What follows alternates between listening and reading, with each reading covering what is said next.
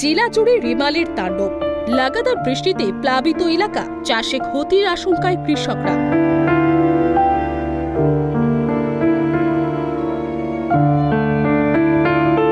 রবিবার মধ্যরাতে স্থলভাগে আছড়ে পড়েছে বিধ্বংসী ঘূর্ণিঝড় রেমাল। মূল ভূখণ্ডে আছড়ে পড়ার পর সাগরদ্বীপ সহ দক্ষিণ ২৪ পরগনার একাধিক উপকূল তীরবর্তী এলাকায় রাতভর তাণ্ডব চালিয়েছে ঘূর্ণিঝড় রেমাল। সোমবার ভোর থেকেই দক্ষিণ ২৪ পরগনার একাধিক উপকূল তীরবর্তী এলাকায় শুরু হয়েছে মুষলধারে বৃষ্টি, সঙ্গে পাল্লা দিয়ে বেড়েছে ঝোড়ো হাওয়ার দাপট। উপকূল তীরবর্তী এলাকাগুলিতে সকাল থেকে ঘন্টায় ৮০ থেকে ৯০ কিলোমিটার বেগে বইছে ঝোড়ো হাওয়া। রেমালের তাণ্ডব লীলায় দক্ষিণ ২৪ পরগনার একাধিক উপকূলবর্তী এলাকা ভেঙে পড়েছে গাছ, পাশাপাশি সব থেকে বেশি ক্ষতিগ্রস্ত হয়েছে সাগরদ্বীপ।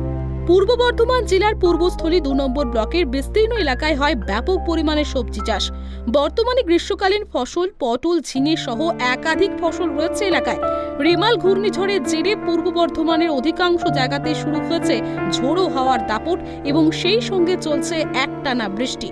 গতকাল রাত থেকে টানা বৃষ্টির জেরে পটল, ঝিঙে সহ ওই এলাকায় থাকা সবজির ব্যাপক ক্ষতির আশঙ্কা করছেন এলাকার চাষিরা। পটলের জালি টালি সবগুলো পড়ে যাচ্ছে, বসে বসে হাওয়াতে যাওয়ার বিশাল ক্ষয়ক্ষতি, হয়েছে মাচা পড়ে গেল।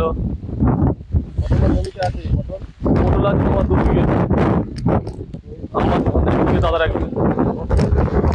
খাওয়ার কারণে হ্যাঁ মাচা টাচা ভেঙে যাচ্ছে, পটল পড়ে যাচ্ছে হাওয়াতে, পটলও ঝরে যাচ্ছে। হ্যাঁ এখন পটলগুলো পুড়ে দিয়ে যাচ্ছি, কি করবো, নষ্ট হয়ে যাবে না এগুলো, আর বিক্রি হবে না বাড়ির জন্য, আশেপাশে লোক যদি নেয়। পুষ্ট হয়নি পটল, এখন এই ১৪-১৫ টাকা যাচ্ছে। কালকে এই ঝড়ের কারণে আরো সমস্যা হচ্ছে। এই বৃষ্টিতে ধরুন যা ঝড় বৃষ্টি হচ্ছে, এর জন্য আমাদের এই পটলের মাথা তো ভেঙে চলে যাবে, আর গোড়া যদি উঠে চলে যায় তাহলে এই পটল আর পাওয়া যাবে না। আর তাছাড়াই আপনার এই পটলের ওই পটল ঝরে পড়ে যাবে, আবার পটলের আপনার এই কড়িগুলো ঝরে পড়ে যাবে। এই ক্ষতি মাচা বা আবার হেলে দুলে গিয়েছে, আর ২-১টা মাচা, আর কাটা মাচা, তো মাচাগুলো ভেঙে চলে এসছে জুমড়ে।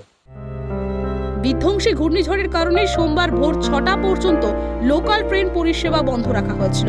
বেলা গড়াতে অবশ্য সপ্তাহের প্রথম দিন ৭টা থেকে রেল পরিষেবা স্বাভাবিক হয়েছে বলে খবর। তবে সুন্দরবনের বেশ কিছু নদী বাঁধে ইতিমধ্যেই ফাটলও দেখা গিয়েছে। বিভিন্ন এলাকায় ঢুকতে শুরু করেছে নদীর নোনা জল। নোনা জল ঢোকার কারণে চাষের ক্ষতির আশঙ্কাও দেখছে কৃষকরা। মৌসুমী দ্বীপ, সাগরদ্বীপ, কাকদ্বীপ, নামখানা, বকখালিতে প্রবল জলোচ্ছ্বাস।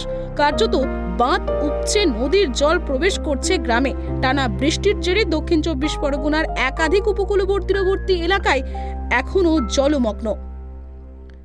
পূর্ব বর্ধমান থেকে কল্যাণ দত্তর রিপোর্ট, প্রাইম টিভি বাংলা।